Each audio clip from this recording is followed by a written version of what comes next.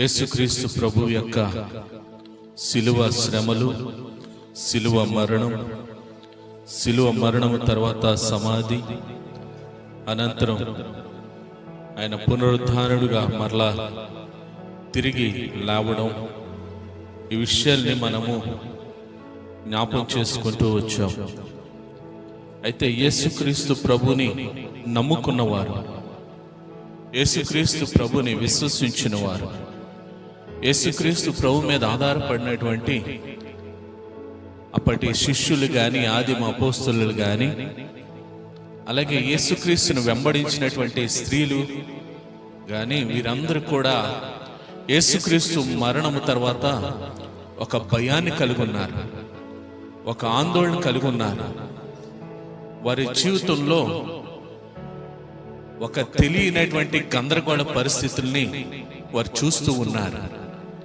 ఎందుకనంటే అప్పటి వరకు యేసుక్రీస్తు ప్రభుని వెంబడించారు, యేసుక్రీస్తు ప్రభుని అనుసరించారు, యేసుక్రీస్తు ప్రభుతోటే వారు చక్కగా ఆ పరిచయంలో భాగమవుతుండేటువంటి వారు.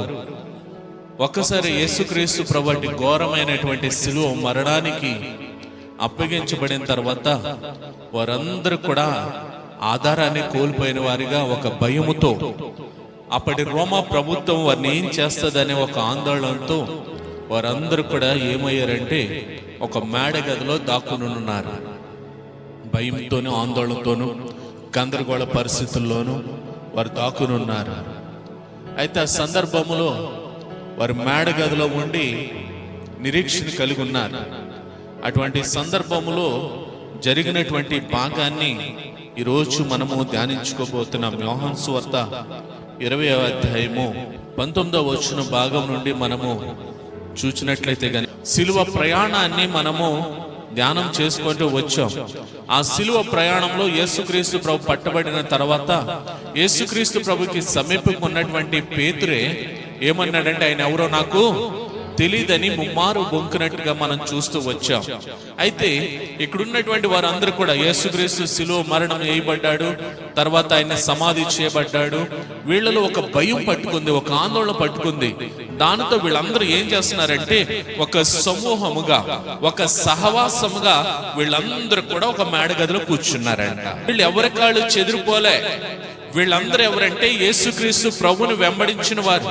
వీళ్ళందరూ ఎవరంటే యేసుక్రీస్తుని పరిపూర్ణంగా విశ్వసించిన వారు. వీరెవరంటే యేసుక్రీస్తు మీద పరిపూర్ణమైన నమ్మకాన్ని కలిగినటువంటి వారు.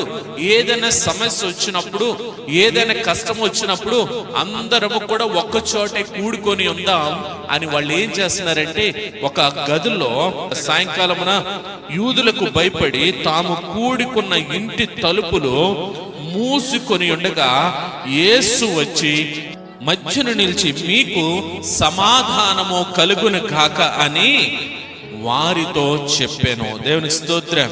వీళ్ళున్న పరిస్థితి ఏంటంటే ఒక భయానక పరిస్థితి. వీళ్ళున్న పరిస్థితి ఏంటంటే ఒక గందరగోళ పరిస్థితి.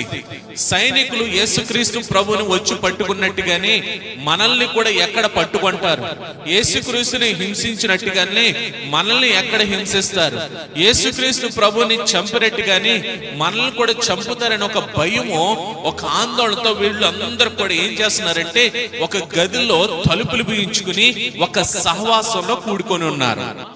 ఒక గదిలో కూడుకొని ఉండి ఏం చేస్తూ ఉండుంటారు? ఏం కూరుండవు, ఏం తిన్నావు అనుకుని ఉంటారా? ఆ భయం ఏం చేస్తుందంటే క్రీస్తు పైన అపేక్షను కలిగిస్తుంది. అక్కడ ఆ భయం ఏం చేస్తుందంటే దేవునికి మొర్ర పెట్టే స్థితిని తీసుకొస్తుంది. చూడండి, మనం కూడా చాలా సార్లు భయానక పరిస్థితుల్లోనే దేవుని గుర్తుకొస్తాడు. మనం ఏదైనా గందరగోళ పరిస్థితులు ఉన్నప్పుడు, కష్టంలో ఉన్నప్పుడు, శ్రమల్లో ఉన్నప్పుడే మనకి దేవుడు గుర్తుకొస్తూ ఉంటాడు. అది తీరిపోయిన తర్వాత మనం ఏం చేస్తాం? దేవుడి దగ్గరికి వెళ్దాంలే అనే నిర్లక్ష్యాన్ని వహిస్తూ ఉంటాం.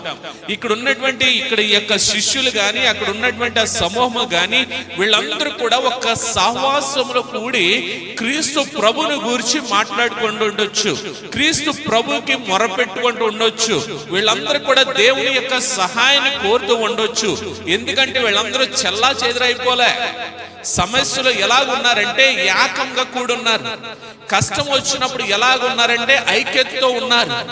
గందరగోళ పరిస్థితులు ఎలా ఉన్నారంటే అందరూ ఒకే చోట ఉండి సమస్యను మనము ఎదుర్కొందామనే ఒక భయానక వాతావరణంలో కూడా వారందరూ కూడా కలిసికట్టుగా ఉన్నారు అక్కడ. అటువంటి పరిస్థితుల్లో సమస్తము ఎరిగినటువంటి దేవుడిగా ఆ సహవాసాన్ని చూచినటువంటి ప్రభువు, వారి ఆశను చూచినటువంటి ప్రభువు, వారి భయానక పరిస్థితిని చూచినటువంటి ప్రభు అంట వారి మధ్యకు వచ్చాడంట. దేవునికి స్తోత్రం. వచ్చి అంటున్నాడు, చూడండి ఆయన ఏమంటున్నాడంటే, మీకు సమాధానము కలుగును గాక. వాళ్ళకి కావాల్సింది ఏంటి? వాళ్ళు ఉన్న పరిస్థితుల్లో సమాధానమే కావాలి. ఎందుకంటే వాళ్ళు ఏమి తోచలేని ఒక భయానక ఆందోళనకర పరిస్థితుల్లో వారు ఉన్నప్పుడు మనం ఏ క్షణానైనా చనిపోవచ్చు. మన నాయకుడైనటువంటి ప్రభునే పట్టుకుని వారు అంతగా హింసించారే, మనల్ని కూడా పట్టుకోవడం పెద్ద కష్టమా? మనల్ని చంపడం పెద్ద కష్టమా?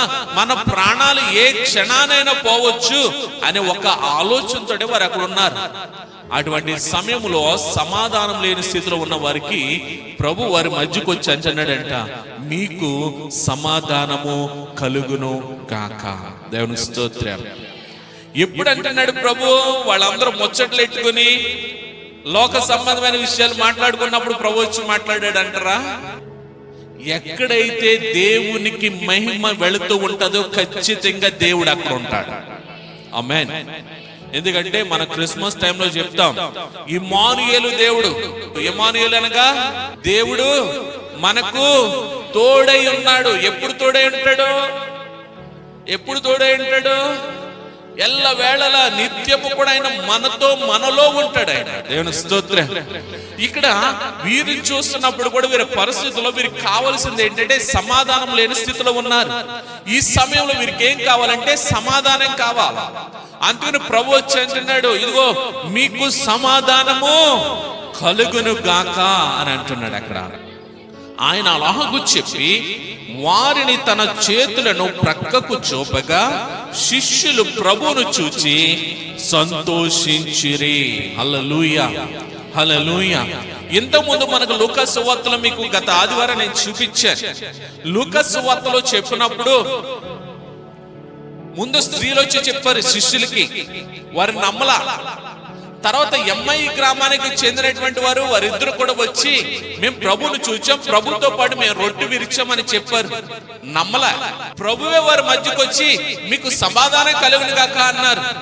వారు సంతోషించారు, కానీ వారిలో అపనమ్మికే ఉందంట. వాళ్ళు ఏమనుకున్నారంటే భూతం అనుకున్నారు. లూకాసు సువార్తలో ఏమని రాస్తాడంటే భూతమని భయపడ్డారని రాస్తాడు. ఇక్కడ చూడండి, యోహాను సువార్తకు వచ్చినప్పటికీ యోహాను ప్రత్యక్షత ద్వారా ఎప్పుడు కూడా యోహానుకు ఉన్నటువంటి ధన్యత ఏంటంటే క్రీస్తు ప్రభుకి ఎప్పుడు కూడా కుడిపైపునే ఉండేవాడు అంట. క్రీస్తుతో పాటే ఉండేవాడు. మనం చూస్తూ ఉంటాం సిలువ ప్రయాణంలో కూడా, సిలువ మరణం దగ్గర కూడా యోహానే కనపడతాడు మనకి. ఈ యోహాను రాస్తున్నాడు, ఏమని రాస్తున్నాడంటే ప్రభు వచ్చాడు వారి మధ్యకి. వాళ్ళందరూ మేడగదిలో ఉన్నారు. మేడగదిలోకి ప్రభు వచ్చాడు. ప్రభు వచ్చి వాళ్ళ యొక్క గందరగోళ పరిస్థితిని బట్టి అంటున్నాడు, మీకు సమాధానం కలుగును గాక అన్నాడు. నేను అనుకుంటున్నాను ఆ తర్వాత వచ్చినాన్ని బట్టి ఏమనుకుంటున్నానంటే వాళ్ళందరూ కూడా మరలా అందులో కొందరు భూతమనే అనుకుని ఉంటారు. అందులో కొంతమంది అవిశ్వాసంతో ఉండుంటారు. అందులో కొంతమంది అల్ప విశ్వాసంతో ఉండుంటారు. అందుకనే ప్రభు ఏం చేస్తున్నాడంటే ఆయన గాయాలు చూపిస్తున్నాడంట. దేవునికి స్తోత్రం. ఆయన గాయాలు చూపిస్తున్నాడు. ఆ మేకులు కొట్టబడినటువంటి గాయాలను చూపించిన తర్వాత అప్పుడు వీరి జీవితంలోకి ఏమొచ్చిందంటే సంతోషం వచ్చిందంట. ఈ రోజున మనం కూడా చాలా సార్లు ఏం చేస్తామంటే ప్రభువుని పరిపూర్ణంగా విశ్వసించలేం, ప్రభు పైన పరిపూర్ణ నమ్మకాన్ని కలిగి ఉండలేం. మనము కూడా ఎలాగుంటున్నామంటే క్రైస్తవ జీవితాలు ఎలాగుంటున్నాయంటే అల్ప విశ్వాసంతో ఉంటున్నాయి. నాకు పరిపూర్ణ నమ్మకం ఉందండి, దేవుని మీద పరిపూర్ణ విశ్వాసం ఉందండి అన్న వాళ్ళు ఎంతమంది ఉన్నాం? ఇక్కడ శిష్యులైనటువంటి వారు, అక్కడ ఉన్నటువంటి స్త్రీలైనటువంటి వారు, లేదా యేసును వెంబడించే వారు అందరూ కూడా ఒక్క సహవాసం కలిగి ఉన్నారు అక్కడ. హల్లెలూయా. అయితే ఈ సహవాసంలో మనకు లాంటి వ్యక్తి కూడా ఒక వ్యక్తి ఉంటాడు అక్కడ. చూడండి, ఆ వ్యక్తి ఎవరంటే కింద చదువుతున్న కొద్దీ మనం కనిపిస్తుంది. 24వ వచనాన్ని ఒకసారి చూడండి. యేసు వచ్చినప్పుడు 12 మందిలో ఒక్కడైన దిదుమ అనబడిన తోమ వారితో లేకపోయేను. ఆ 12 మంది శిష్యుల్లో యోధ తప్పిపోయాడు. 11 మంది శిష్యులు ఉండాలి. 11 మంది శిష్యులను, అలాగే కొందరు స్త్రీలను, కొందరు పురుషులను ఆ సహవాసంలో ఒక గదిలో తలుపులు బిగించుకుని ప్రభుకు మహిమకరంగా స్తుతిస్తూ ఉన్నారనుకుందాం. ఆ సహవాసంలో ప్రభు వచ్చే సమయానికంట దిదుమ అనబడినటువంటి తోమ ఉన్నాడా సహవాసంలో? ఆ సహవాసంలో లేడు. వాళ్ళు ఉన్న పరిస్థితి ఎటువంటిదంటే గందరగోళ పరిస్థితి. వాళ్ళు ఉన్న పరిస్థితి ఎటువంటిదంటే భయానక పరిస్థితి. ఇంచుమించు తోమ కూడా అదే పరిస్థితిలో ఉండుంటాడు. మనల్ని ఎప్పుడు పట్టేసుకుంటారో, మనల్ని ఎప్పుడు చంపేస్తారని ఒక భయంతో ఉండుంటాడు. కానీ ప్రభు వచ్చినప్పుడు, ప్రభు వారి మధ్యకి దిగి వచ్చినప్పుడు, ప్రభు ప్రత్యక్షత వారి మధ్యకి వచ్చినప్పుడు ఆ ప్రత్యక్షతను ఎవరు పొందుకోలేకపోయారంటే తోమ పొందుకోలేకపోయాడు. అక్కడ రెండోది అంటున్నాడు ప్రభు వారిని ఆశీర్వదిస్తున్నాడు, మీకు సమాధానము కలుగును గాక. ఇప్పుడు సమాధానం కలుగును గాక అని ప్రభు ఆశీర్వదిస్తున్నప్పుడు అక్కడ ఉన్న వారందరిలో సమాధానం వచ్చిందంటారా? వీళ్ళ భయం ఏంటి? అరే ఇప్పుడు వరకు మనల్ని నడిపించాడే 3.5 సంవత్సరాలు ప్రభువు, 3.5 సంవత్సరాలు మనల్ని ఆయనతో పాటు వెంబడించేలా చేశాడే. మనకి ఎక్కడికి వెళ్ళినా మనకు ఫుడ్కు లోట్లేదే, ఎక్కడికి వెళ్ళినా బెడ్డకు లోట్లేదే, ఎక్కడికి వెళ్ళినా మనకు కష్టపడకుండా అన్ని మన ముందుకు వచ్చినాయే. ఇంకా చెప్పాలంటే మనకి ఇన్ఫ్లుయెన్స్ పెరిగిందే యేసయ్య శిష్యులమని. అటువంటి వ్యక్తి మరలా ఏళ్ళ ముందు కనపడేటప్పటికి ఎలా ఉంటది ఏళ్ళలో? ఇప్పుడు అటువంటి సర్వశక్తిమంతుడు వీళ్ళ ముందున్నాడు. అరే ఎవరైతే మనం వదిలేళ్ళిపోయాడని బాధపడుతున్నారో ఆయనే ముందుకు వచ్చి నిలబడినప్పటికీ వీళ్ళకి ఒక ధైర్యం వస్తుంది. ఎందుకంటే మన నాయకుడు మరలా తిరిగి వచ్చాడు, మన బోధకుడు మరలా తిరిగి వచ్చాడు, మన ప్రవక్త మరలా తిరిగి వచ్చాడు, మన దేవుని కుమారుడు మరలా తిరిగి వచ్చాడని ఒక ధైర్యం వస్తుంది వాళ్ళు. హల్లెలూయా. కానీ ఆ ధైర్యాన్ని ఎవరు కోల్పోయారో తెలుసా? తోమ కోల్పోయాడు.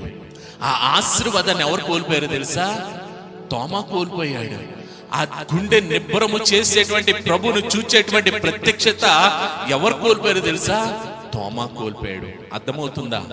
సహవాసములో ఉంటే, ఆ సహవాసములో ప్రభుకి మహిమకరంగా మనం ఉంటే ఆ ప్రత్యక్షతలో ఆశీర్వాదాలన్నీ కూడా వస్తాయంట. తోమ నిద్రపోయాడు అనుకుందాం, తోమ బయటికి వెళ్ళిపోయాడు అనుకుందాం, తోమ ఎక్కడున్నాడో మనకు తెలవదు. మందిరానికి వచ్చి నిద్రోతున్నాం అనుకోండి, వాక్కు మనలోకి వెళ్ళలేదంటే ప్రత్యక్షత మిస్ అయినట్టే. మందిరానికి రాకుండా మనం ఎక్కడెక్కడో తిరుగుతున్నామంటే ఆ ప్రత్యక్షత, ఆశీర్వాదము, ఆ యొక్క ధైర్యము ఇవన్నీ మనం కోల్పోయినట్లే. వీళ్ళందరూ ఒక్క సహవాసంలో కూడుకున్నారు, ఒక్క ఆత్మతో ఉన్నారు, ఏక మనసుతో ఉన్నారు. వీళ్ళందరూ ఒకే గదిలో సమస్య వచ్చినప్పుడు, కష్టం వచ్చినప్పుడు, ఇబ్బందులు వచ్చినప్పుడు ఒకే గదిలో ఉండి ఉన్నప్పుడు ప్రభు వారి మధ్యకు వచ్చి వారిని బలపరుస్తున్నాడంట.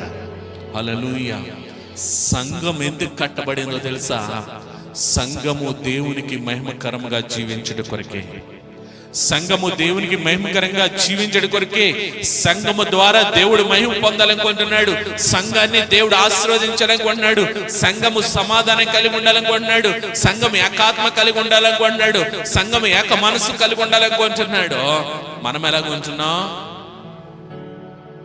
ఉంటున్నాం? అర్థమవుతుందండి నేను చెప్పింది? వాళ్ళందరూ ఒక్క సహవాసంలో ఉన్నప్పుడు ప్రభు వారి మధ్యకు వచ్చి వారి హృదయాన్ని ఎరిగినటువంటి వాడిగా వారి జీవితంలో ఏం ప్రసాదించాడంటే సమాధానాన్ని ప్రసాదించాడు అక్కడ. హల్లెలూయా. ఇప్పుడు ఆ సమాధానం తోమకు వచ్చిందంటారా అమ్మా? అంటే సహవాసం యొక్క విలువేంటో మనకు తెలియాలి. ఈ సందర్భంలో వాళ్ళందరూ ఒక్క గదిలో ఉన్నారు, అందులో ఒకే ఒక్కడు తప్పిపోయాడు. ఎందుకు చెప్తున్నానంటే మనం వెళ్దాంలే అని అనుకుంటున్నాం చూడండి. ఆ నిర్లక్ష్యాన్ని బట్టి ఒకవేళ మీరు రాకముందే ప్రభు చెల్లిపోయాడనుకోండి, ఏం కోల్పోతాం? సమాధానమే కాదు, ఈ కింద చాలా ఆశీర్వాదాలు ఉన్నాయి ఈ భాగంలో. మనం ఒక్క నిమిషము కూడా ప్రభు సన్నిధిలో అలక్ష్యం వహించామా? ఒక్క నిమిషం పర్లేదు, చల్లని వాతావరణం కదా, కినుకేసుకుందాం అనుకున్నామా? ఏం కోల్పోతాం తెలుసా? ఆశీర్వాదాలు కోల్పోతాం, సమాధానాన్ని కోల్పోతాం, ఆరోగ్యాన్ని కోల్పోతాం, పరిశుద్ధత కోల్పోతాం, పవిత్రత కోల్పోతాం, నీతిగా బ్రతికేయడం కోల్పోతాం, చాలా కోల్పోతాం. మనం దేవుని సన్నిధిని అలక్ష్యం చేస్తే, సహవాసాన్ని అలక్ష్యం చేస్తే, ఇక్కడ అదే జరిగింది. తోమా జీవితంలో సహవాసాన్ని కోల్పోయాడు. ఆ సహవాసం కోల్పోవడం ద్వారా దేవుడి కంట వాళ్ళు వీళ్ళని తేడా ఉన్నదంట. హల్లెలూయా. దేవుడు అందరి కోసం కూడా ఆయన రక్తాన్ని చిందించాడు. ఆమేన్. అది దేవుడు నమ్మిన వారా, దేవుడు నమ్మని వారా, విశ్వాస, అల్ప విశ్వాస, అవిశ్వాస అనేది కాదంట. దేవుడు అందరి కోసం కూడా ఆయన రక్తాన్ని చిందించాడు. ఆమేన్. ఆ రక్తం చిందించింది ఎందుకోసం అంటే మన సమాధానం కలిగి ఉండాలి. హల్లెలూయా. యేసుక్రీస్తు ప్రభువుకు ఉన్న పేరులో ఆయనకు పేరు ఏంటో తెలుసా? హల్లెలూయా. ఏం పేరు ఆయన పేరు? సమాధానకర్త. అంటే సమాధానానికి ఆయన అధిపతి, సమాధానానికి ఆయన అధిపతి. ఇప్పుడు మనం అంటే కదా అస్సలు సమాధానం ఉండట్లేదండి, అస్సలు నెమ్మది ఉండట్లేదండి అంటే మనం ఎవరి దగ్గరికి వెళ్ళలేదని అర్థం. హల్లెలూయా. సమాధానానికి కర్త ఆయనే, సమాధానానికి అధిపతి ఆయనే, ఆయనే సమాధానం ఇచ్చేవాడు. మనం మెడిసిన్ వాడితే సమాధానం రాదో, డబ్బులు పెట్టుకొని సమాధానం రాదో, ఆ తాడు ఈ తాడు, ఆ రేకు ఈ రేకులు కడితే సమాధానం రాదో, లేదా ఈ గోడ పడగొట్టి ఆ గోడ కట్టి, ఆ గోడ పడగొట్టి ఈ గోడ కొడితే సమాధానం రాదో. సమాధానం కేవలం యేసుక్రీస్తు ప్రభు మాత్రమే అనుగ్రహిస్తాడు ఆయన. హల్లెలూయా. ఎందుకంటే ఆయనే సమాధానానికి అధిపతి. అయినా మనం ఆడి దగ్గరికి వెళ్ళి ఈడి దగ్గరికి వెళ్ళి అది చేయించి ఇది చేయించి, అది తెచ్చుకుని ఇది తెచ్చుకుని, అది నోట్లో పెట్టుకున్నా, లేకపోతే అది మెడకు కట్టుకున్నాం, కాలుకి కట్టుకున్నాం, వీటి వలన సమాధానాలు రావు. లేకపోతే గుమ్మాలకు ఏలాడ తీసో, గుమ్మం ముందు మనకి దృష్టిలో మనల్ని ఎట్టుకున్నాం, సమాధానాలు రావు. సమాధానం ఎవరి దగ్గర వస్తుందంటే సమాధానానికి అధిపతి అయిన యేసుక్రీస్తు ప్రభు దగ్గర మాత్రమే దొరికింది. ఒకవేళ ఇక్కడ ఉన్న సేవకు కూడా ఆశీర్వదించాలంటే యేసుక్రీస్తు నామంలో సమాధానం కలుగును కాక ఆశీర్వదించాలి. కానీ నీకు సమాధానం కలుగును కంటే మా దగ్గర లేదు సమాధానం. ఆయన మాత్రమే సమాధానం ఇచ్చేవాడు. ఆమేన్, ఆమేన్. చూడండి, వీళ్ళకి గాయాలు చూపించాడంట. గాయాలు చూపించిన తర్వాత అప్పుడు ఆయన హస్తాన్ని చాపినప్పుడు ఆ గాయమును చూచి వీరులకు ఏమొచ్చిందంటే సంతోషం వచ్చింది. దేవుని స్తోత్రం. అంతకుముందు పరిస్థితి ఏంటంటే భయములు ఎలా ఉంటుందో తెలుసా? గుండె దడ్ దడ్ దడ్ అంటారు. సంతోషంగా ఉన్నప్పుడు అమ్మయ్యా వదిలిపోయేదో భారం. ఇప్పుడు ఇక్కడ సంతోషం వచ్చినప్పుడు వీళ్ళు ఎలా ఉండుంటారు ఒకసారి ఆలోచించండి. ఈ సంతోషం ఇప్పుడు తోమలో ఉందా? నేను అనుకుంటున్నాను తోమ కూడా ఒరే మన బతికైపోయింది కదా, సరే మరి మీరైతే రాకపోవచ్చు, మరి నాకైతే ఖర్చులకు డబ్బులు కావాలి, నేను అక్కడికి వెళ్ళి ఆ పని చేసుకుని ఎంతో కొంత సంపాదించుకుంటానని వెళ్ళిపోయాడుకుంటున్నాను నేను. మనం అంతే కదా. దేవుడు తర్వాత ముందు ఎక్కడా? అదే దేవుడి మీద నమ్మకం లేదు మనకి, దేవుని సన్నిధి మీద నమ్మలేదు, దేవుని సహవాసం మీద నమ్మకం లేదు మనకి. మనం ఎక్కడ పరిగెడతాం తెలుసా? చేతిలో డబ్బులు లేవా, ముందడికి వెళ్తాం. ఇక్కడికి వస్తే మనమే, వాళ్ళు అక్కడికి వెళ్తే మనకి ఎత్తాడు. అదే మన అపనమ్మకం. ఇక్కడ తోమ ఆ సహవాసం కోల్పోయాడు, ఆ ఆశీర్వాదాన్ని కోల్పోయాడు, ఆ ప్రత్యక్షతను కోల్పోయాడు, ఆ నెమ్మదిని కోల్పోయాడు, ఆ సంతోషాన్ని కోల్పోయాడు, కేవలం ఆ సహవాసం నుంచి బయటకు వెళ్ళినందుకు. ఈరోజు ఒకవేళ దేవుని సన్నిధిలో దేవుని ఆరాధించాల్సినటువంటి సమయంలో ఒకవేళ మీరు అలా బయటికి వెళితే, తోమయ్య ఈరోజు మనకు ఉదాహరణ. తోమ జీవితం చూద్దాం, కిందకి వెళ్ళుకొని ఇంకేం మిస్ అయిపోయాడంటే దేవుని సన్నిధిని మిస్ అయిపోయాడు అక్కడ. హల్లెలూయా. ఇప్పుడు పరిశుద్ధాత్మ దేవుడు మన మధ్యకు దిగి వస్తున్నాడు. క్రీస్తు ప్రభు సింహాసనాసనుడై ప్రత్యక్షతను మనకు అనుగ్రహిస్తున్నాడు. ఆ ఆరాధించాల్సిన కాడ మనం లేకుండా ఉన్నామంటే ఏం కోల్పోతున్నాం? టీవీలో చూసి అయ్య బాబాయ్ దేవుని సన్నిధి ముట్టుకుంటే మీకు దేవుని సన్నిధి అంటున్నారు. కథలు కాదు. ఆ సహవాసములో దేవుని ప్రత్యక్షత, దేవుని సన్నిధి మన మధ్యకు దిగి వచ్చినప్పుడు మనకు తెలియకుండానే మన ఆత్మ ఉల్లాసంగా మార్చబడుతుందంట. హల్లెలూయా, హల్లెలూయా. ఆ సన్నిధి ఎప్పుడైతే ప్రభు వారి మధ్యకు వచ్చాడో, ఎప్పుడైతే ప్రభు ప్రత్యక్షత వారి మధ్యకు వచ్చిందో, ఆ సన్నిధి వీరి జీవితంలోకి ఏం తీసుకొచ్చిందంటే సంతోషాన్ని తీసుకొచ్చింది. ఇప్పుడు ఆ సన్నిధిని మిస్ అయిపోయాడు, సహవాసాన్ని మిస్ అయిపోయాడు. ఆ సన్నిధిని సహవాసాన్ని మిస్ అయిపోవడం వలన ఇప్పటికి ఎలా ఉన్నాడో ఒక ఆందోళనతోటే ఉన్నాడు, ఒక భయంతో ఉన్నాడు. మా బతుకేంటో 3.5 సంవత్సరాలు వాళ్ళు ఏం పనులు చేయలేదండి. అంతకుముందు చేపలు పట్టే వాళ్ళు ఉన్నారు, అంతకుముందు పన్నులు వసూలు చేసుకునే వాళ్ళు ఉన్నారు. ఆయా పనులు చేసుకున్నారు శిష్యులు కానీ కూడా ఉన్నవారు కానీ.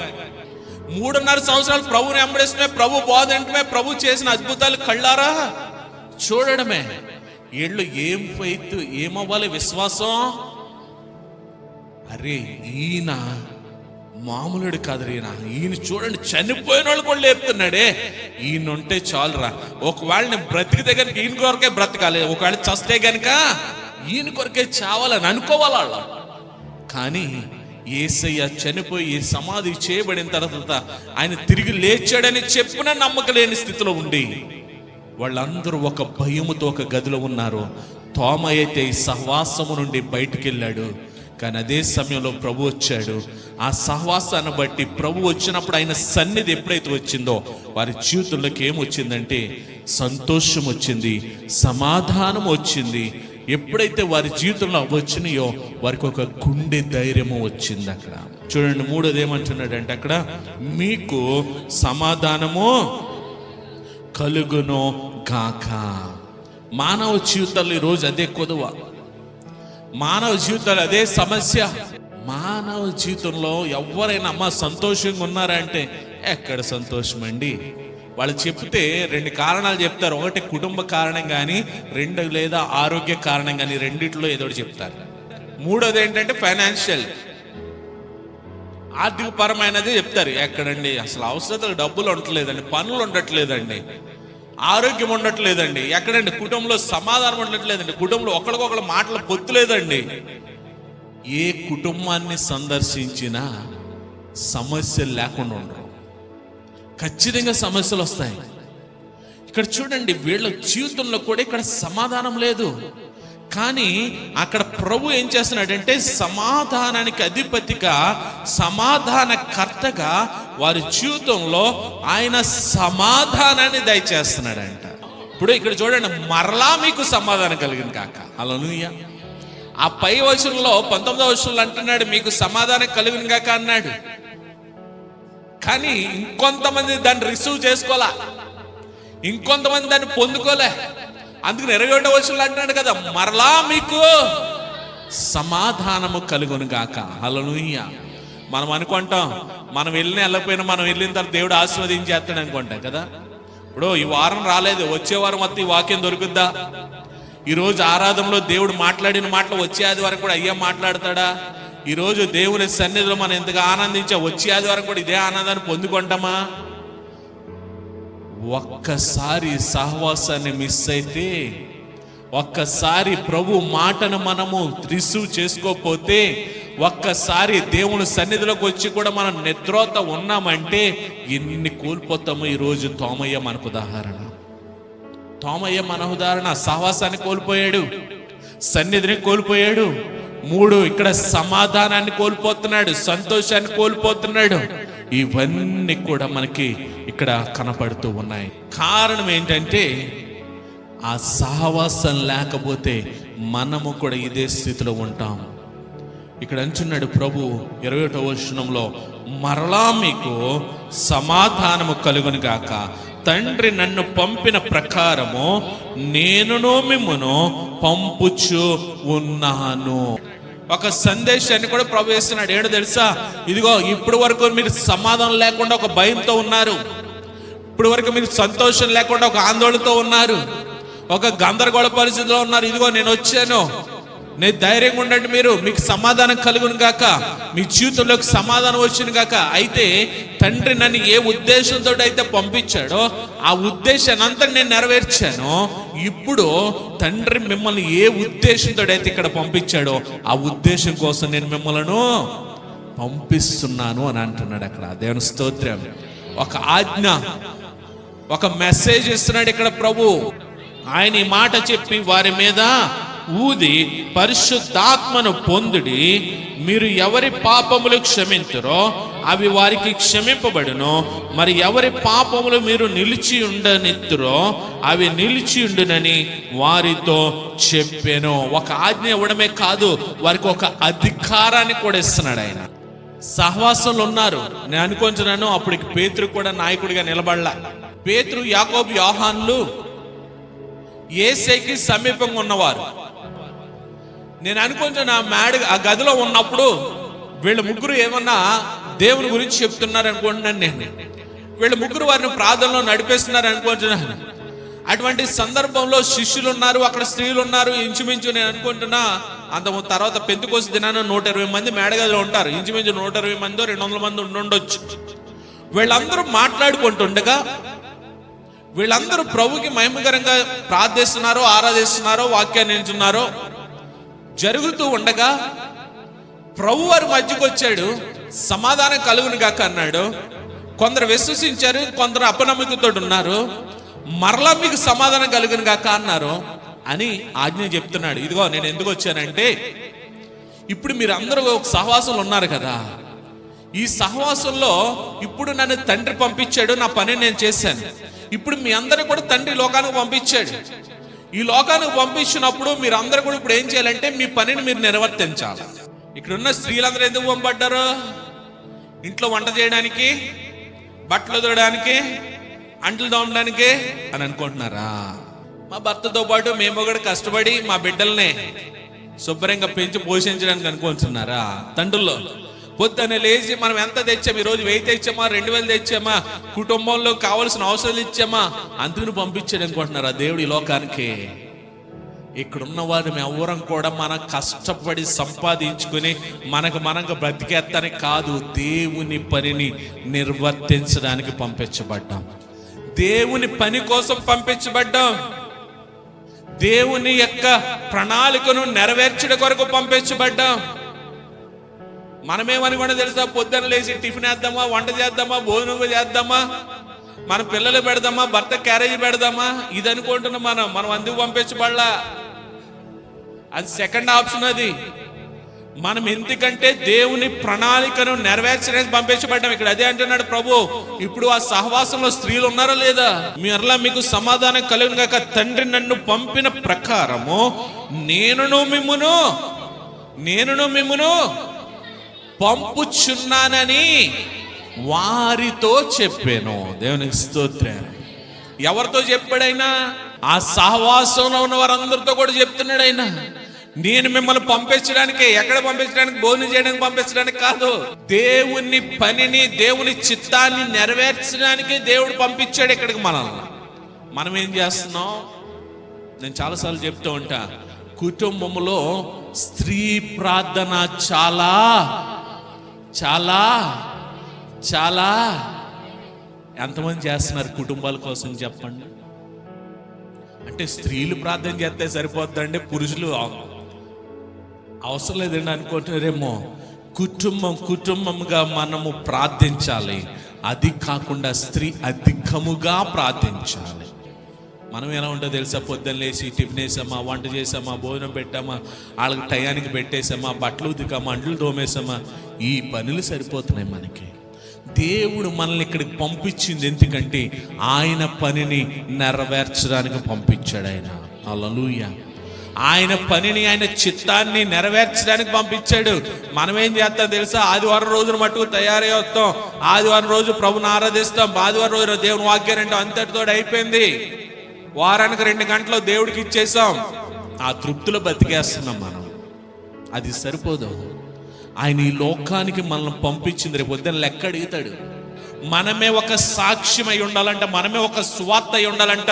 మన జీవితమే అనేక మందికి ప్రచారం చేసేవారిగా సాక్ష్యం కలిగి ఉండాలంట. మనం అంటే యేసయ్య ఏదైతే మాదిరిని చూపించాడో ఆ మాదిరిని అనేక మందికి మనం చూపించాలంట. మనం ఏంటి? ఇంట్లో ఏం కూర ఉండం, ఏం వంట చేస్తాం? అక్కడ యేసయ్య అంటున్నాడు, మిమ్మల్ని అందరినీ కూడా తండ్రి నన్ను పంపించినట్లుగానే నేనును మిమ్మును పంపుచున్నాను. ఎక్కడ పంపిస్తున్నాడు? వీళ్ళు ఎవరికైతే భయపడుతున్నారో, ఎవరైతే చంపేస్తారనుకుంటున్నారో, ఎవరైతే మన జీవితం ఇంకెళ్ళి చేతిలో పడింది రబ్బాయి అయిపోయామరు అనుకుంటున్నారో వాళ్ళ మధ్యకు పంపుతున్నాడంట దేవుడు. మనం ఏదైతే వింటున్నామో, ఏదైతే చదువుతున్నామో దానిని క్రీస్తును గూర్చి ఇతరులకు ప్రకటించాలంట. హల్లెలూయా. ఎందుకంటే మన దేవుడు ఒక ప్రత్యేకమైన వాడైనా, అందరు దేవుళ్ళ కాదు. ఆయన చనిపోయి మరల పునరుద్ధానుడిగా మృత్యుంజయుడిగా తిరిగి లేచినటువంటి దేవుడు ఆయన. ఆయనలో ప్రత్యేకత అది ప్రకటిస్తే చాలండి.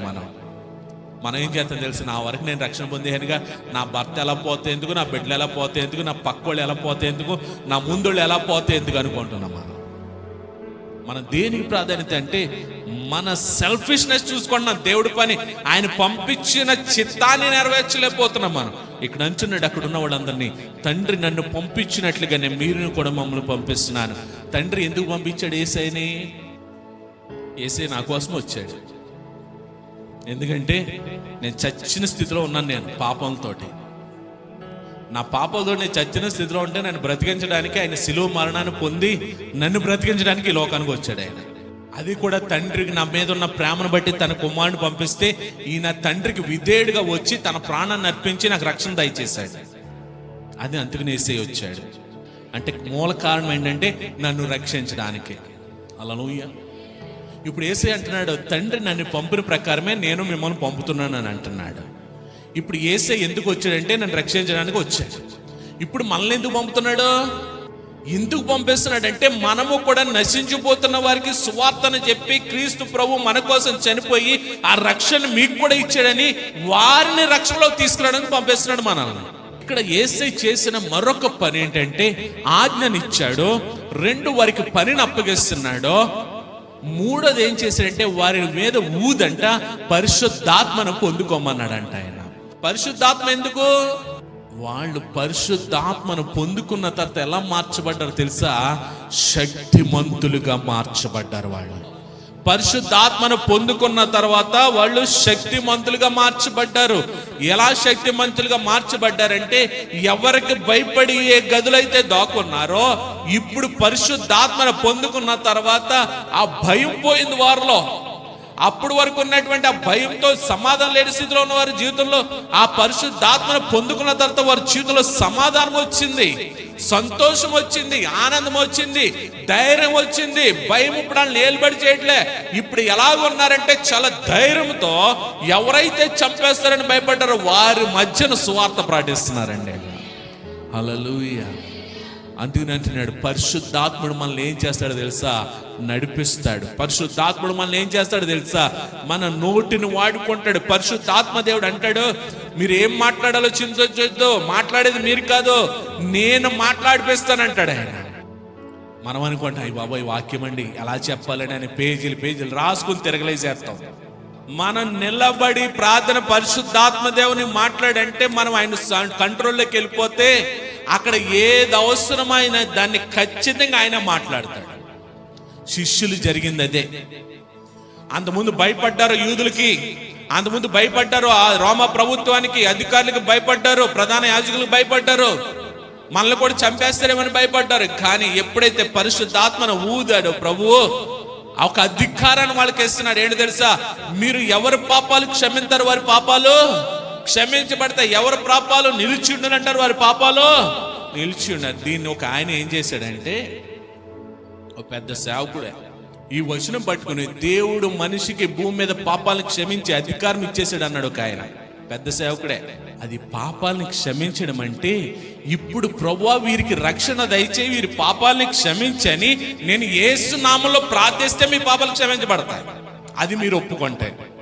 దీన్ని ఆయన ఎలా మార్చాడో తెలుసా? దేవుడు పాపాలు క్షమించే అధికారం మనకి ఇచ్చేశాడు. పాపాన్ని క్షమించే అధికారం కేవలం ఆయనకి మాత్రమే ఉంది. హల్లెలూయా. ఎందుకంటే ఆ పాపాలకి వెల చెల్లించిన వాడు ఆయనే. ఆ పాపాలకి నేను వెల చెల్లించలే, మీరు వెల చెల్లించలేదో. ఆ పాపాలకి వెల చెల్లించిన వాడు కేవలం యేసుక్రీస్తు ప్రభు మాత్రమే. ఆ నామములో మనం అడిగి ప్రభువా మా పాపాలను క్షమించు అని వేడుకుంటే అధికారం ఆయన నామంలో చేశాం కాబట్టి ఆయన మనకు పాపాలను క్షమిస్తాడు. పరిశుద్ధాత్మను పొందడం వల్ల మనకేమొస్తుందని చూపిస్తున్నాడంటే ఇక్కడ అధికారం వస్తుందని చూపిస్తున్నాడు ఆయన. హల్లెలూయా. అధికారం వస్తుందని చూపిస్తున్నాడు. పరిశుద్ధాత్మ మనలో ఉంటే మనకేముంటదంటే అధికారం మన స్వాధీనం అవుతుంది. ఏ అధికారం అంటే దేవుడు మనకు అనుగ్రహించినటువంటి అధికారము మనము స్వాధీనంలో ఉంటుందంట.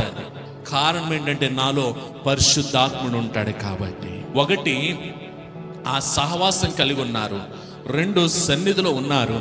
3వది అయినా ఆశీర్వాదాన్ని ఇచ్చాడు, సమాధానం కలుగునుగా. కానీ అవన్నీ ఇచ్చి ఆయన గాయాలు చూపించిన తర్వాత వాళ్ళకు నిశ్చిత వచ్చిన తర్వాత మరలా వారికి సమాధానం కలిగినగా. కానీ వాళ్ళని అంటున్నాడు కదా, నేను ఇదిగో నా తండ్రి ఎలా పంపించాడో నేను కూడా మిమ్మల్ని అలా పంపిస్తున్నాను, కాబట్టి మీరు ఆ పని చేయాలని అప్పగించాడు. తర్వాత మరలా ఏం చేశాడంటే వారి మీద పరిశుద్ధాత్మను ఊదాడైనా, పరిశుద్ధాత్మను వారికి అనుగ్రహించాడైనా. తర్వాత ఏం చేశాడంటే ఒక అధికారాన్ని కూడా ఇచ్చాడు. ఇప్పుడు వరకు మనం చూసిన భాగాల్లో ఇప్పుడు మనము ఇక్కడికి వద్దాం. ఒక వ్యక్తి దగ్గరికి 24వ వచనం. యేసు వచ్చినప్పుడు 12 మందిలో ఒకడైన దిదుమనబడిన తోమ వారిలో లేకపోయెను గనుక తక్కిన శిష్యులు యేసు ప్రభువును చూచితిమని అతనితో చెప్పగా, అతడు నేను ఆయన చేతులలో మేకులు గుర్తును చూచి నా వ్రేలు ఆ మేకులు గుర్తులో పెట్టి నా చెయ్యి ఆయన ప్రక్కలు ఉంచితేనే గాని నమ్మనని వారితో చెప్పాను. సహవాసాన్ని కోల్పోయాడు, సన్నిధిని కోల్పోయాడు, సమాధానాన్ని కోల్పోయాడు, ఆశీర్వాదాన్ని కోల్పోయాడు, దేవుడిచ్చిన అధికారాన్ని కోల్పోయాడు, దేవుడు అప్పగించినటువంటి బాధ్యతను కోల్పోయాడు. ఎన్ని కోల్పోతున్నాడు? కారణం ఏంటి? ఆ సహవాసంలో లేకపోవడమే, ఆ సహవాసాన్ని నుండి బయటకు వెళ్ళిపోవడమే, ఆ సహవాసాన్ని నిర్లక్ష్య పెట్టడమే. ఇప్పుడు వచ్చాడంట. వీళ్ళందరూ కూడా శిష్యులందరూ కలిపి చెప్తున్నారంటే కనుక తక్కిన శిష్యులు అంటున్నారు యేసు ప్రభువును చూచితమని అతనితో చెప్పగా. ఇప్పుడు మేమందరం కూర్చున్నాం, మేమందరం ప్రభుని ఆరాధిస్తున్నాం, మేమందరం ప్రభు వాక్యాన్ని వింటున్నాం. యేసే మా మధ్యలోకి వచ్చాడు. యేసే మా మధ్యలోకి వచ్చి నీకు సమాధానం కలుగును గాక అన్నాడు. మాకెందుకో మరలా పోతామని భయపడ్డాం. కానీ ఆయన చేతిని చాపాడు. చేయిని చాపినప్పుడు ఆయన చేతి గాయాలను చూచాం.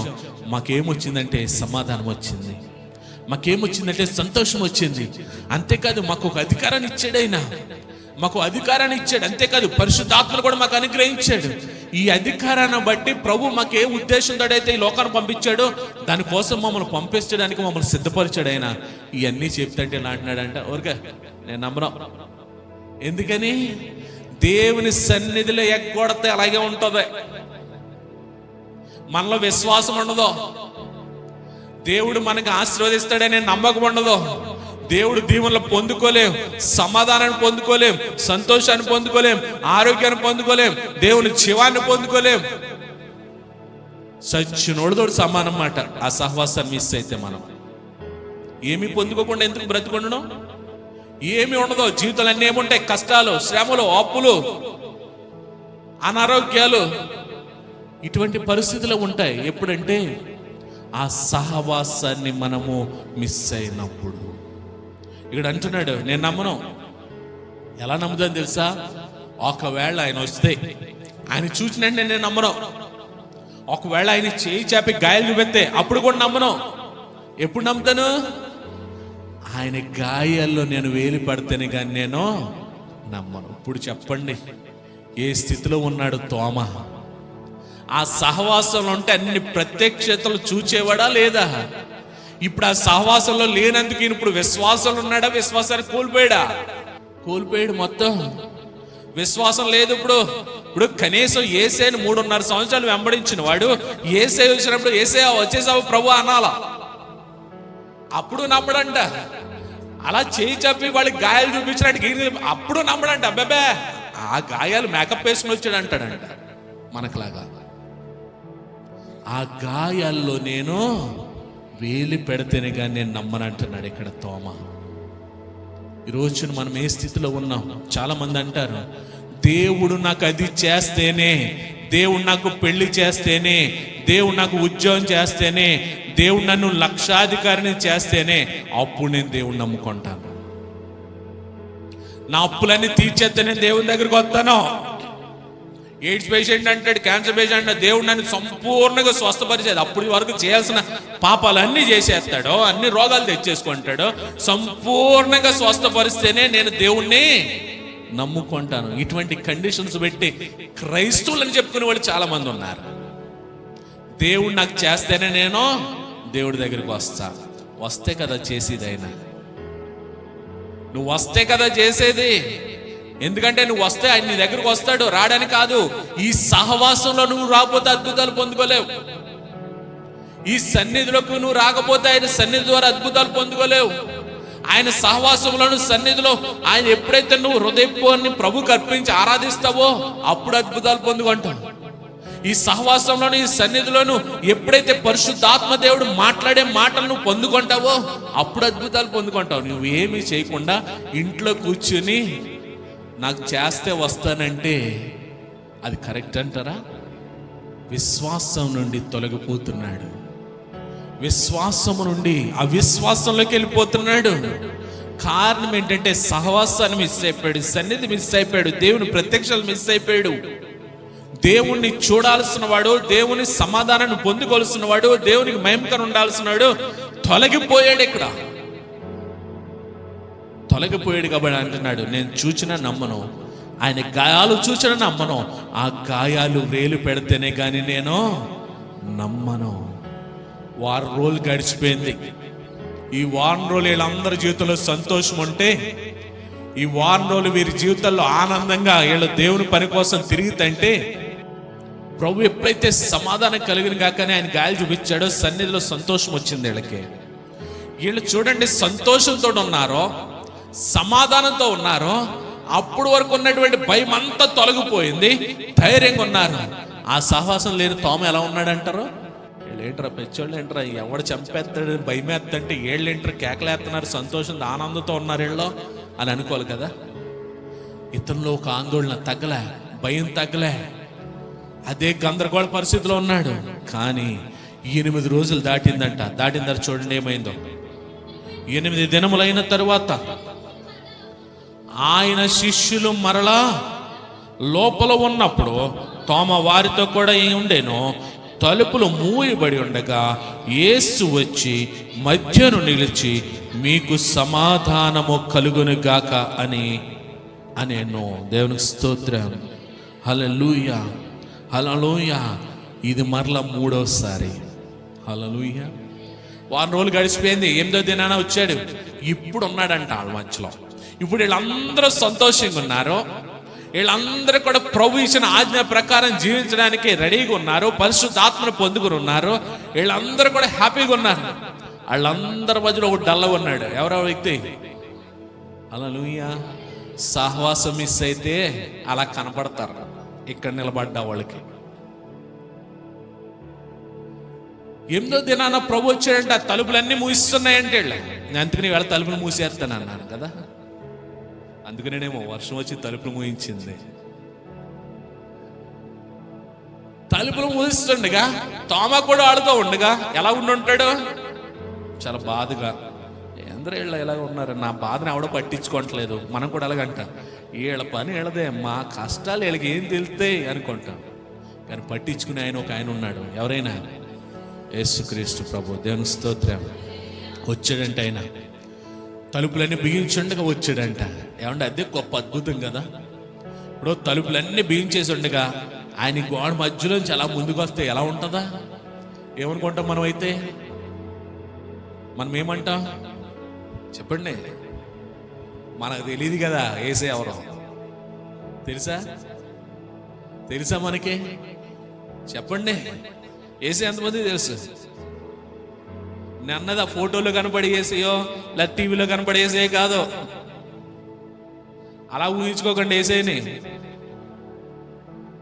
అదేంటి మేము చూసినేసే నువ్వు కాదంట మనం ఒకవేళ నిజంగా ఆయన వస్తే. ఎందుకు? మన పిక్చర్ అంతా ఎక్కడుంది? టీవీలో చూసిందిని మన ఇంట్లో ఫోటోలు ఇట్టి రోజు దండ పెట్టుకుంటుంది మన ఫోటో. ఆ పిక్చర్లో మనం చూస్తాం. ఈయనేమో అస్సలు తేజోమహిమ కలిగిన వాడిగా, కోటి సూర్యుల కాంతితో వెదజల్లుతున్న వాడిగా, మనం ఏమన్నా తెలుసా బాబోయ్ అని పరిగెట్టేస్తాం. మనం ఇక్కడ గోడ మధ్యలోంచి వచ్చాడంట ఆయన. తలుపులన్నీ బిగించబడ్డాయంట. మధ్యలోకి వచ్చి నిలబడ్డాడంట. మధ్యలోకి వచ్చి నిలబడినప్పుడు ఆయన అంటున్నాడంట, మరలా మీకు సమాధానము కలుగును గాక అని. తర్వాత అందరి జీవితంలో సంతోషం వచ్చింది, అందరి జీవితంలో ఆనందం ఉంది, సమాధానం ఉంది. ఇప్పుడు ఎవరి కోసం వచ్చాడు ప్రభు మరలా? ఎందుకంటే ఒక వ్యక్తి డల్లగా ఉన్నాడు. ఆ వ్యక్తి దగ్గరికి వచ్చాడంటే అంటున్నాడు చూడండి 27. తర్వాత తోమను చూచి, నీ వ్రేలు ఇటు చాచి నా చేతులు చూడము, నీ చెయ్యి చాచి నా ప్రక్కలో ఉంచి అవిశ్వాసివి కాక విశ్వాసివై ఉండువనెను. దేవునికి స్తోత్రం. హల్లెలూయా, హల్లెలూయా. యేసయ్య చెప్పాడా తోమా? పోనీ శిష్యులు ఏమైనా చెప్పారా యేసయ్యకి? హల్లెలూయా. చూడండి, యేసే మరలా వచ్చాడు, తోమా దగ్గరకు వచ్చి అంటాడంటే, ఇదిగో తోమా నీ చేయి చాచు, ఇదిగో నా గాయంలో పెట్టు, నా చేతి వేళ్ళలో పెట్టు, గాయంలో పెట్టు, ఇదిగో నాకు ఇక్కడ బళ్ళ పోటు పొడిచారు కదా పెట్టు. ఎందుకంటున్నాడు? ఈ వ్యక్తి అన్నాడుగా, నేను ఆయన చూసిన నమ్మను, ఆయన మీకులకి ఇలా చేయి చూపించేసిన నమ్మను, ఆయన చేతుల్లో గాయాల్లో నేను వ్రేలు పెడితేనే నేను నమ్ముతాను. అటువంటి క్రైస్తవులు ఈరోజు చాలా మంది ఉన్నారు. అదే అన్నాను కదా, మా జీవితంలో అద్భుతాలు చేస్తేనే మేము దేవుడిని నమ్ముతాం. మేము అప్పులన్నీ తీరిపోయిన తర్వాత దేవుడి దగ్గరికి వస్తాం, లేదా మా అబ్బాయికి ఉద్యోగం ఎత్తేనే దేవుడి దగ్గరికి వస్తాం. ఒకవేళ మీరు ఆ స్థితిలో ఉంటే తోమా స్థితిలో ఉన్నట్టే మీరు. ఒకవేళ అటువంటి పరిస్థితిలో దేవుడి దగ్గర ఎటువంటి కండిషన్లు పెడుతుంటే కనుక ఇక్కడ అంటున్నాడు చూడండి, ఏమన్నాడు అంటే, అవిశ్వాసివి కాక విశ్వాసివై ఉండుమని చెబుతున్నాడంట. నువ్వు విశ్వాసిగా ఉంటే, దేవునికి లోబడితే, దేవునికి ఖచ్చితంగా నీకు అనుగ్రహించినటువంటి ప్రతి ఆశీర్వాదాన్ని నీకు అనుగ్రహిస్తాడు ఆయన. ఆమేన్, ఆమేన్. కానీ మనమేం ఎలా ఉంటున్నామంటే తోమలాగే ఉంచున్నాం. ఆయన గాయాల్లో వేలు పెడతాను, ఆయన చూస్తేనే నమ్ముతాను, ఆయన నా ప్రార్థన ఎంటలేదండి, నేను ఎంత ఏడుస్తున్నానండి. మనమనే మాటలు ఇవి. లోపం చెప్పమంటారా? చాలా మంది నేను గమనిస్తూ ఉంటాను, ప్రార్థన చేసినప్పుడు పెదాలతో ప్రార్థన వెళ్ళిపోతూ ఉంటుంది, బుర్ర ఎక్కడెక్కడో తిరిగేస్తూ ఉంటుంది. వాళ్ళు ఏం ప్రార్థన చేస్తున్నారు కూడా అర్థం కాదు. రోజు ఒక క్యాసెట్ ఉంటుంది మనకి, స్టార్టింగ్ నుంచి ముగింపు వరకు ఒకటే క్యాసెట్. ప్రార్థన మార్పు ఉండదు. ప్రభా నీకు వందనాలు స్తోత్రాలు, రోజు అంతా కాపాడు అని మొదలెడతాను. నా భర్తనే, నా భార్య, నన్ను, నా బిడ్డల్ని, నా కొడుకుని, నా కూతుర్ని, మా తమ్ముడిని, మా చెల్లిని, ఇదే లాస్ట్ నా అమ్మాయిని. ఇక్కడ తోమా ఏమైపోయాడంటే అవిశ్వాస అయిపోయాడు. కారణం ఏంటంటే ప్రత్యక్షతలో లేడు, ఆ సహవాసంలో లేడు, ఆ సన్నిధిలో లేడు, ఆ సమాధానంలో లేడు. దేవుడు వచ్చినప్పుడు ఆ యొక్క దీవెన పొందుకోలేకపోయాడు, దేవుని ఆజ్ఞను పొందుకోలేకపోయాడు, దేవుని నిబంధనలు లేకుండా పోయాడు. కాబట్టి ఇక్కడ చూడండి మరొకసారి, వ్రేలు చూచి చాచి నా చేతిలో చూడము, నీ చెయ్యి చాచి నా ప్రక్కలో ఉంచి అవిశ్వాసివి కాక విశ్వాసివై ఉండుమనెను. అందుకు తోమ ఆయనతో, నా ప్రభువా నా దేవా అనేను. నమ్మంటున్నాడంటరా? వ్రేలు పెట్టి చూచాడంటరా? నేను అనుకుంటున్నాను చూచే ఉంటాడు. ఎందుకంటే అది కమిట్మెంట్లు ఉండిపోయాడు కదా. ఎవరు చెప్పినా నేను నమ్మను, ఆయన వచ్చినా నమ్మను, ఆయన చూపించిన నమ్మను, నేను పరీక్షిస్తేనే నమ్ముతాను, పరీక్షిస్తేనే నమ్ముతాను. మనలో కూడా చాలా మంది అదే, దేవుణ్ణి పరీక్షిస్తారు. దేవుణ్ణి పరీక్షించాలనుకోవద్దు, ఆయన పెట్టే పరీక్షలు మనం తట్టుకోలేము. తర్వాత ఆయన పరీక్షలు పెడతాడు. ఎందుకో తెలుసా? మన విశ్వాసాన్ని మరొక మెట్టెక్కించడానికి, మన ఆశీర్వాదాలను మరొక మెట్లో తీసుకెళ్ళడానికి. ఆ పరీక్ష మన విశ్వాసానికి అది. కానీ మనం ఏం చేస్తాం తెలుసా? మన విశ్వాసంలో ఉండం కానీ మనం దేవుడి పరీక్ష పెట్టాలనుకుంటాం. అది కరెక్ట్ కాదు. అది దేవుడు పెట్టాడంటే విశ్వాసానికి పరీక్ష. యోబు పరీక్ష ఎదుర్కొన్నాడు. దాని ద్వారా ఏమైందంటే రెండింతలు ఆశీర్వదించబడ్డాడు. అబ్రహాము పరీక్ష పెట్టబడ్డాడు, విశ్వాసులకు తండ్రిగా నిలవబడ్డాడు. బైబిల్లో చెప్పలేడు, చాలా మంది ఉంటారు అలాగే.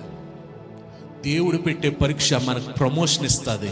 మనం దేవుడికి పరీక్ష పెట్టామంటే ఇలాగా తోమలాగా డిమోషన్కి వెళ్తాం. మనం 12 మందిలో ఒకడే, 12 మందిలో ప్రముఖుడే. కానీ ఇక్కడెక్కడున్నాడంటే ప్రభు చనిపోయిన తర్వాత అవిశ్వాసంలోకి వెళ్ళిపోయాడు. అల్పవిశ్వాసం కూడా కాదు, అల్పవిశ్వాసం కాదు, అవిశ్వాసం అంటే 0 లెవెల్. అల్పవిశ్వాసం అంటే 1 or 2% ఉన్నట్టే. అవిశ్వాసం అంటే 0 లెవెల్. దేవుడి మీద నమ్మకం లేదు. అప్పుడు అంటున్నాడు, నా దేవా నా ప్రభువా. అప్పుడు అంటున్నాడు చూడండి ప్రభు ఏమంటున్నాడు, యేసు నీవు నన్ను చూచి నమ్మితివి, చూడక నమ్మిన వారు ధన్యులు అని చెప్పాను. హల్లెలూయా. ఇప్పుడు చెప్పండి, మనం ఏ స్థితిలో ఉన్నాము? తోమని అంటున్నాడు, చూచి నమ్మిన వారి కంటే చూడక నమ్మిన వారు ధన్యులు. ప్రభు వచ్చాడనగా నమ్మలేదు, ప్రభు గాయాలు మేము చూచామనగా నమ్మలేదు, ప్రభు తిరిగి లేచి మా మధ్యకు వచ్చాడనగా నమ్మలేదు, ప్రభు చెప్పినట్టుగానే పునరుత్థానుడయ్యాడని చెప్పింది నమ్మలేదు. అంటే 3.5 సంవత్సరాలు యేసయ్య బోధలు విన్నాడు, యేసయ్య అద్భుతాలు చూచాడు, యేసయ్యని గురించి విన్నాడు, కానీ యేసయ్య శక్తి నెరగకుండా ఉన్నాడు.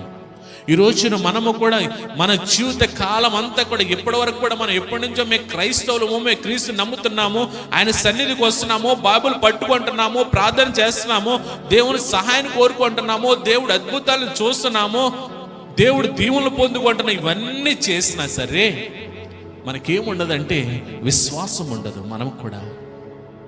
మనము కూడా విశ్వాసంలో జీవించలేకపోతున్నాం, మనము కూడా భక్తిలో జీవించలేకపోతున్నాం. సహవాసమా పర్వాలేదులే వెళ్ళకపోయినా, దేవుని మీద నమ్మకం లేకుండా మన సొంత ప్రయత్నాలు చేస్తూ ఉన్నాం. కానీ ఈరోజు ఈ తోమ మనకి ప్రభు చూపిస్తున్నాడు. ఈరోజు తోమను మనకి మాదిరికరంగా చూపిస్తున్నాడు.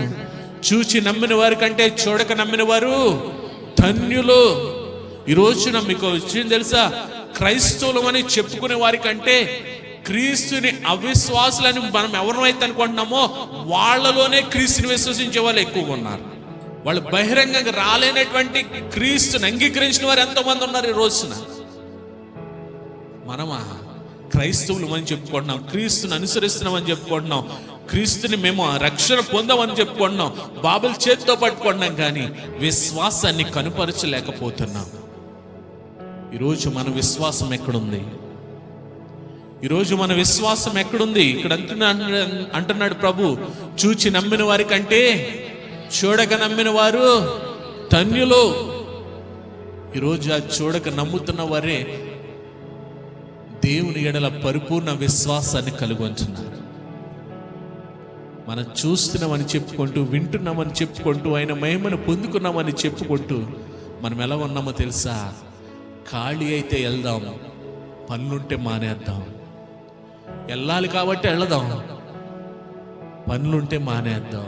మన నిర్లక్ష్య ధోరణి వ్యవహరిస్తున్నాం. మనం ఆ సహవాసాన్ని కోల్పోయినటువంటి తోమ, ఆ సన్నిధిని కోల్పోయినటువంటి తోమ, ఆ సమాధానాన్ని కోల్పోయినటువంటి తోమ, ఆ ఆశీర్వాదాన్ని కోల్పోయినటువంటి తోమ, ఆజ్ఞలో కట్టడి లేకుండా ఉన్నటువంటి తోమ అవిశ్వాసిగా దేవుని చేత ముద్ర వేయబడ్డాడు.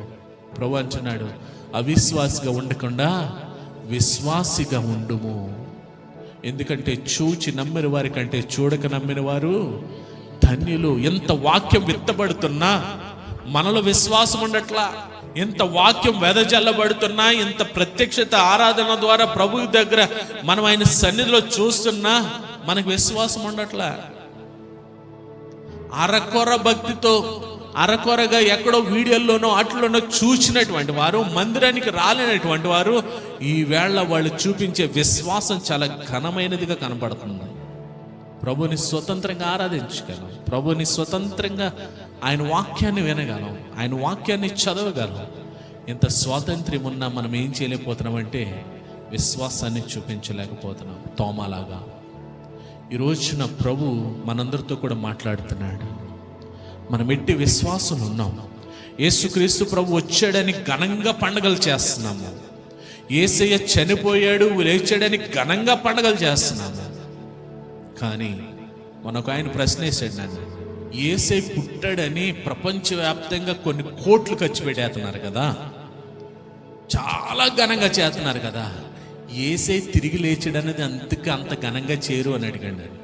యూత్ క్రిస్మస్ అంటాం, చిల్డ్రన్ క్రిస్మస్ అంటాం, ఉమెన్స్ క్రిస్మస్ అంటాం, యునైటెడ్ క్రిస్మస్ అంటాం, ఆ క్రిస్మస్ అంటున్నా, ఈ క్రిస్మస్, చర్చ్ క్రిస్మస్, లేదా విలేజ్ క్రిస్మస్, టౌన్ క్రిస్మస్, ఇన్ని క్రిస్మస్లు చేసేస్తున్న బ్యాచ్లో యేసయ్య తిరిగి లేచాడు అనేది ఎందుకు చేరు ఎంత ఘనంగా? ఆయన పుట్టడం వలన ఏమీ లేదు. ఆయన పుట్టింది ఎందుకంటే చచ్చిపోవడానికి. కానీ ఆయన చనిపోవడం వల్ల ఏమొచ్చిందో తెలుసా? ఆయన చనిపోవడం వల్ల మనకి రక్షణ, ఆయన చనిపోవడం వల్ల మనకు పాప క్షమాపణ. ఆయన చనిపోయి తన శరీరాన్ని, తన రక్తాన్ని మన కోసం అప్పగించడం వలన ఈరోజు చనిపోవలసినటువంటి మనం బ్రతుకం. దానికి నిశ్చయితే ఆయన పునరుద్ధానం. ఆయన పునరుద్ధానం ఏంటంటే నా కోసం చనిపోయి నా పాపాలు క్షమించబడ్డాయి అని ఒక క్లారిటీ వచ్చింది మనకి. మరి చెప్పండి, ఇప్పుడు పుట్టినరోజు ఘనంగా చేయాలా, ఆయన తిరిగి లేచిన రోజు ఘనంగా చేయాలా? పుట్టినప్పుడు ఊరంతా భోజనాలు పెడుతున్నాం, మరి చచ్చిపోయినప్పుడు ఊరంతా ఎందుకు పెడతలేదు? తిరిగి లేచినప్పుడు ఎందుకు పెడతలేదు? పుట్టినప్పుడు యూత్ క్రిస్మస్లు చేస్తున్నారు, మరి చనిపోయి తిరిగి లేచినప్పుడు ఎందుకు చేయట్లేదు? యేసుక్రీస్తు ప్రభు చనిపోయి సమాధి చేయబడి 3వ దినాన తిరిగి లేచాడంటే ఆయన సజీవుడైన దేవుడు అని నిరూపించుకున్నాడు. ఆయన హల్లెలూయా, ఆయన సజీవుడైన దేవుడని నిరూపించుకున్నాడు. ఆయన మరణానికి అతీతుడు. మరణం ఆయన ఏమి చేయలేకపోయింది, మరణం బంధించలేకపోయింది. ఆయన మరణాన్ని ఏ విధంగా అయితే బంధించలేకపోయిందో ఆయన నమ్ముకున్న వారిని కూడా మరణం ఏమీ చేయలేదని రుజువు చేయబడింది. హల్లెలూయా, అదే పునరుద్ధానం. అదే పునరుద్ధానం. మనం ఏం చేద్దాం తెలుసా? క్రిస్మస్ పండుగ, అబ్బో ఈస్టర్ పండుగ ఏముందండి, చర్చిలో వాళ్ళు అందరూ కలిపి భోజనాలు పెట్టుకొని ఆమె నేను ఎద్దాం ఆ రోజుతోటి అయిపోయింది భక్తి. ఈ తోమలాగా ఉంటున్నాం ఈ రోజున మనము కూడాను, అవిశ్వాసంతో ఉంటున్నాం. యేసే ప్రత్యక్షలు చూడలేకపోతున్నాం, యేసే సన్నిధిని చూడలేకపోతున్నాం, యేసే యొక్క ఆశీర్వాదాలను మనం చూడలేకపోతున్నాం. కారణం ఏంటంటే మన భక్తి కూడా ఎలా ఉందంటే తోమలాగా ఉంది. ఎందుకుందో చెప్పమంటారా? మన దేశానికి క్రీస్తు శకం 53వ సంవత్సరంలో సువార్తను తీసుకొచ్చింది ఎవరంటే ఈ తోమా గారే. ఎక్కడికి వచ్చారంటే కేరళ రాష్ట్రంలో మలబార్ అనే ప్రాంతానికి ఆయన ప్రవేశించాడు. ఇండియాలోకి, భారతదేశంలోనికి కేరళ మలబార్ ప్రాంతంలో ప్రవేశించిన తర్వాత ఆయన మొట్టమొదటి సువార్త ఎవరికి చెప్పాడు తెలుసా? కేరళలో ఉన్నటువంటి మార్తోమాస్కి చెప్పాడు. ఆయన మార్తోమాస్ అంటే మన ఆంధ్రలో బ్రాహ్మిన్స్ ఎలాగో కేరళలో మార్తోమాస్ అంటే మా బ్రాహ్మిన్స్. అక్కడ మొట్టమొదటి సువార్త భారతదేశంలో ఎవరికి అందించబడింది అంటే కేరళ బ్రాహ్మిన్స్కి అందించబడింది. మొట్టమొదటిగా ఎవరు రక్షించబడ్డారో తెలుసా? భారతదేశంలో కేరళలో ఉన్నటువంటి బ్రాహ్మిన్సే రక్షించబడ్డారు. భారతదేశం మొత్తంలోనూ ఈ రోజున కూడా కేరళ ఎక్కడికి వెళ్ళినా, ఏ మూలకి వెళ్ళినా మార్తోమా చర్చెస్ చాలా గొప్పగా కనపడతాయి. అదో డినామినేషన్ మార్తోమా అనేది అక్కడ కేరళలో. అక్కడ చాలా పెద్ద పెద్ద చర్చిలు కనపడతాయి. ఇంకా చెప్పమంటారా? తోమా గారు చనిపోయింది ఎక్కడో తెలుసా? మన భారతదేశంలోనే. ఆయనది కూడా ఉంది ఇప్పుడు, సెయింట్ థామస్ సమాధి ఉంది ఇప్పటికీ కేరళ రాష్ట్రంలోనే. అందుకని ఆయనకి లాగా మనము కూడా అల్ప విశ్వాసంలో ఉన్నాం. కానీ ఆయన అల్ప విశ్వాసంతోనో అవిశ్వాసంతో రాలే. యేసుక్రీస్తు ప్రభు ఈ మాట చెప్పిన తర్వాత పరిపూర్ణ విశ్వాసంతో ప్రభు సేవను భారంగా ఎంచుకొని హిందూ దేశము, ఇంకో చోట అంటాడు హిందూ దేశానికి పంపొద్దు అంటాడు ఈ బైబిల్ గ్రంథంలో. కానీ ఏ దేశమైతే ఆయన్ని తృణీకరించిందో, ఏ దేశమైతే ఆయన్ని లెక్క చేయలేదో ఆ దేశంలోనికి భారమైన పరిచయం పట్టుకుని వచ్చాడు ఈ తోమా గారు. ఈరోజు చెప్పండి, మనం ఏ విశ్వాసంలో ఉన్నాం? తోమా గారు ప్రభు ప్రత్యక్షత దొరకముందన్న విశ్వాసంలో ఉన్నామా?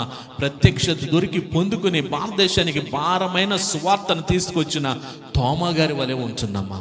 ప్రార్థన చేద్దాం. ప్రభుని అడిగిద్దాం, ప్రభా నాలో ఉన్న విశ్వాసం, అల్ప విశ్వాసం తీసివేసి నీ పైన పరిపూర్ణ విశ్వాసం కలిగి ఉండడానికి నీ కృప చూపించండి అయ్యా. నా కొరకు సిలువలో చనిపోయి సమాధి చేయబడి 3వ దినాన తిరిగి లేచినవాడా, నీ పునరుద్ధానాన్ని నేను పరిపూర్ణంగా విశ్వసిస్తున్నాను. నీ పునరుద్ధానం ద్వారా తండ్రి నీ యొక్క శక్తిని పొందుకుంటున్నాను. నీ పునరుద్ధానం ద్వారా తండ్రి పరిపూర్ణ జీవాన్ని పొందుకొని నువ్వు సజీవుడైన దేవుడు అని నేను విశ్వసిస్తున్నాను అయ్యా. సజీవుడైన క్రీస్తువని నేను విశ్వసిస్తున్నానయ్యా. నీ ఎడల పరిపూర్ణ విశ్వాసం కలిగి ఉండేలాగా అట్టి కృప నాకు దయచేయమని ప్రభు, తోమ వలె నేను కూడా హతసాక్షిగా ప్రతికూల పరిస్థితుల్లో కూడా నీ కోసం జీవించే కృప మా అందరికీ నీ దయచేయమని యేసు నామములో ప్రార్థిస్తున్నాం తండ్రి. ఆమేన్.